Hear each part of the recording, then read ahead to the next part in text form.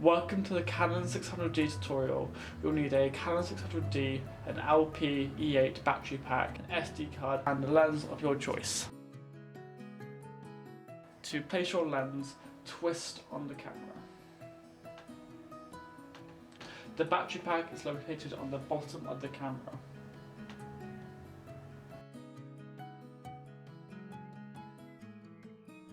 The card holder is situated on the right side of the camera. And place in gently until it clicks. If the camera turns on but the screen is still black, make sure you take the lens cap off. Before using the camera, it's always good to format the card to make sure you don't lose any data. The 700D is able to record in full HD. Go on the settings and find movie record.size. Set its number to 1920x1080. Right now we're going to look at the Canon mode wheel. The only function we're going to really be looking at is manual mode. The manual means the camera is handing over complete control of exposure to you. This means you control the aperture and shutter speed. This is one of the main functions most people use. You also want to set the lens to manual instead of autofocus. You can find this button on the side of the camera. So we've learned how to set up the camera. Place in the battery, SD card, and make sure the camera is set to record or take pictures. Now we're going to learn how to set up apertures. There's a range of ways to control a depth of field.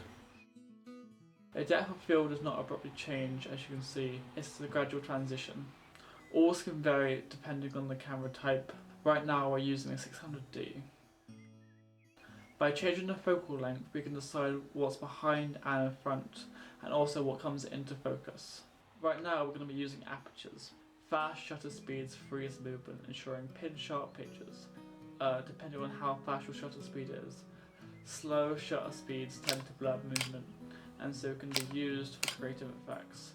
The slower the shutter speed, the greater the degree of motion blur in the picture you take. This is the picture with a slow shutter speed. You can see my finger in the background and you can see a slow motion blurred effect. As you can see, with a faster shutter speed, the picture is almost frozen with no blurred corners at all. With a wide aperture you have a larger exposure rate. Here's me attempting to write my name.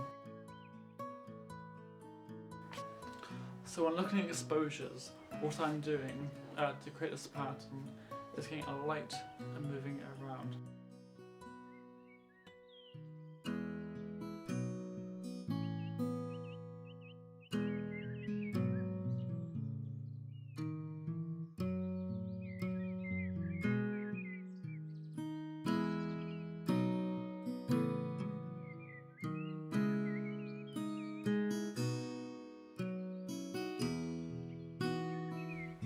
All the sound came directly from the Canon 600D. This is the potential this camera has. I hope you enjoyed this tutorial.